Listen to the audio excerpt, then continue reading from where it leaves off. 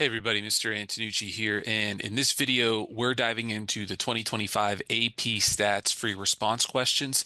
Whether you've already taken the test and want to see how you did, or you're prepping for next year, this walkthrough is for you. We're going to talk through some of the key concepts, some strategies, some common mistakes, and most importantly, solve the problem for you.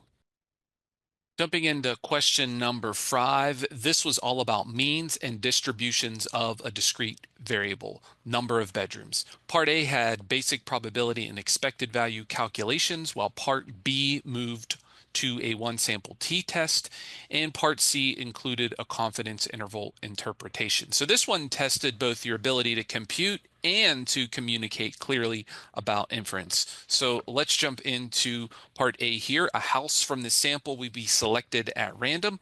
What is the probability that a house had fewer than 3 bedrooms? Show your work. So this is pretty straightforward question here for part I. All you have to do is just add the probabilities. You have 0.12 plus 0.22 plus 0.28, which comes out to 0.34. Pretty straightforward there. Part 2, what is the mean number of bedrooms for the sample of newly built houses in 2024? Show your work. So for this one, to get the mean, you just multiply the number of bedrooms by its proportion.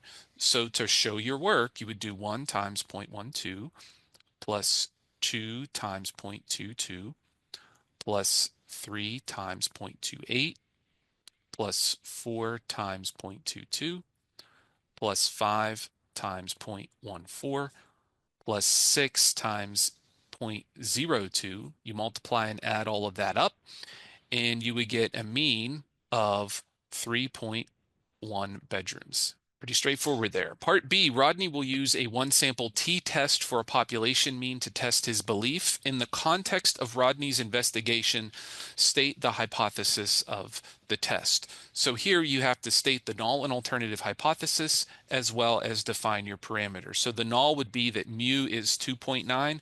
The alternative, mu is not equal to 2.9. We're just looking for a difference, not in either direction specifically.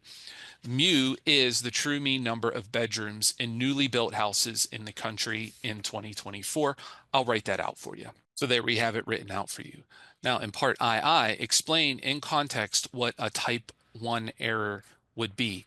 A type 1 error is when you reject the null when you shouldn't have. So in the context here, this would occur if the true mean number of bedrooms in newly built houses in the country in 2024 really is 2.9, but the hypothesis test incorrectly rejects the null and finds convincing statistical evidence that the mean is different than 2.9.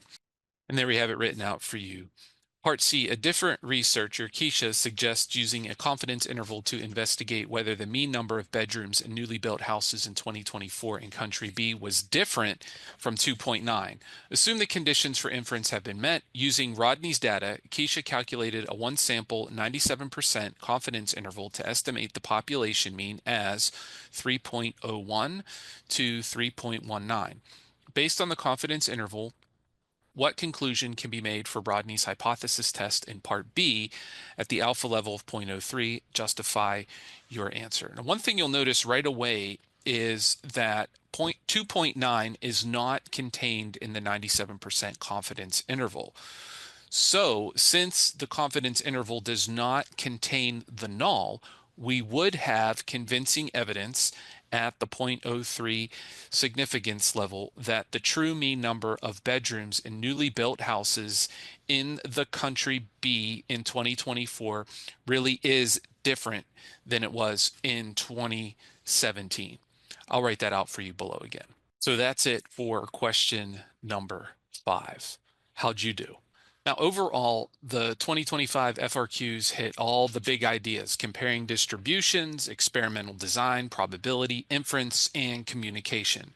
So let me know in the comments which question you found the toughest or the most interesting. And make sure you hit that like button and subscribe so you don't miss any more videos that I'm putting out. Thanks for watching, and I'll see you in the next video.